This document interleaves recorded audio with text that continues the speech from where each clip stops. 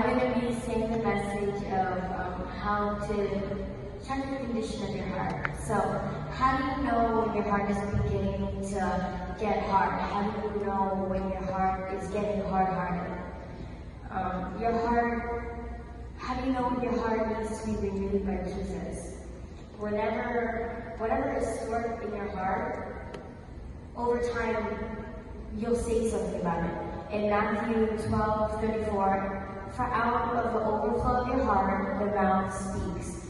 I hear a lot of my pastors, and I often say, we want it to be so you can see that God just oozes out of us. But if our heart is hard, then that'll ooze out of us. What has been coming out of your mouth lately? Are they words of gratitude and joy? Or have you been offended, maybe complaining, finding the bad in people or situations?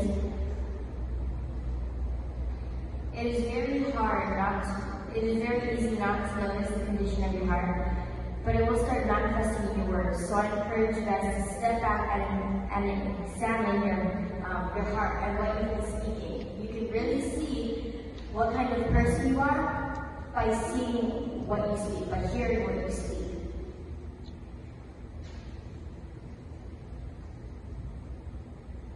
My mom recently had me reflect on how when we go out and do outreach, we don't give the money or things and then micromanage what we do. We are called to be a blessing and help them, not to control all the details. I remember once my tutor was scolding my mom about giving money to a homeless man. She was telling him, he's just going to go out and use that money to buy alcohol or drugs. You should only give him food.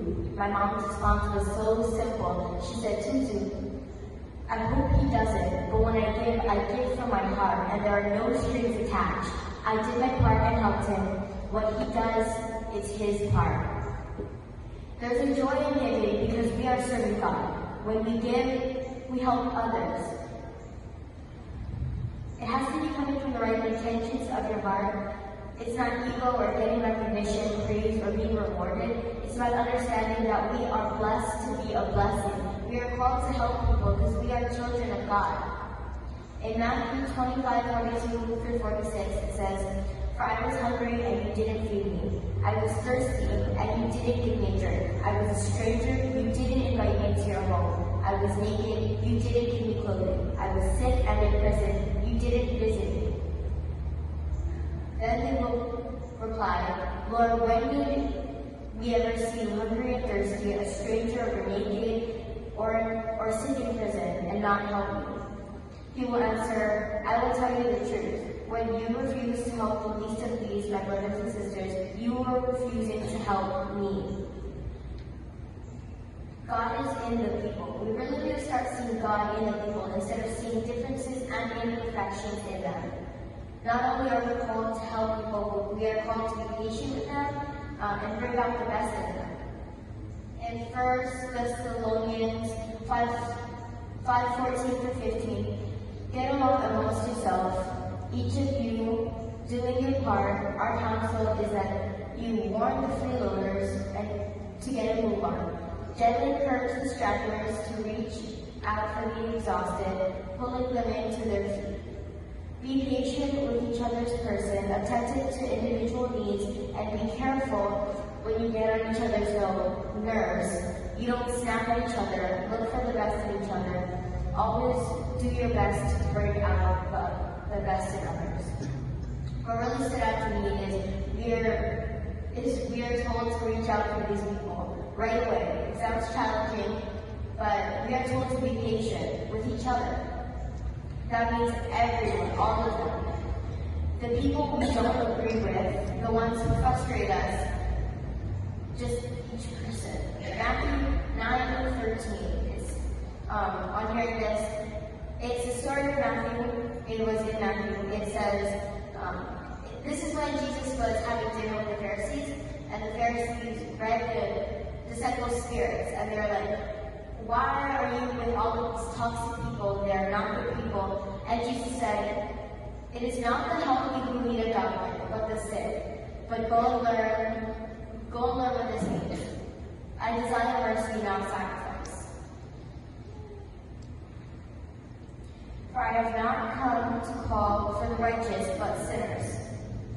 We are called to go out and reach in for the people who are not children of God, who are more difficult, who have a harder time, not care for those who already know God. Like how God said, I will leave the 99 for you. If he has 99 people who are sick and 99 people who are cared for and healthy, he will leave them to go help you because those 99 are already children of God and they can care for themselves. We are not told to stand for each other, but instead look for the best in each other and bring it out. If anybody here has ever worked with people who are challenging, you know this is very hard to do. It is difficult to be patient. That's why we need to be filled so much with God. He's overflowing out of us. We will not have the kind of heart that is incapable. He's patient. We will not have the kind of heart that is capable. Oh, sorry. We just want to be patient with everybody because Jesus is our living example, right? He's patient with all of us. He doesn't get mad. He doesn't snap at us. He's forgiving, and he is a true Christian. So church, I ask you to check the condition of your heart. Your heart is one of the most important leadership tools that you have. It's not experience, your skills, or your knowledge. It's the heart that matters most. Proverbs 4:23 says, guard your heart above all else, guard your heart. For everything you do flows from it.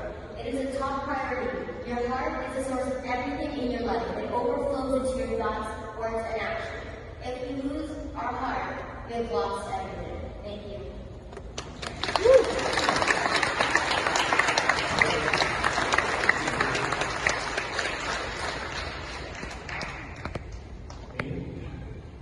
Well, I think all the kids, because I'm really cool. So you know, as a kid, sometimes you can go, wow, they're all lip service, you know what I mean? But last night, we were all in white night because this young little kid of 11 years old and her friends went around to stores and had gathered toys. And we all went to One Night Civic Center and they created a secret Santa project. And so about 70 homeless kids came, and then their families also came. And we created a Merry Christmas on behalf of our youth there. And so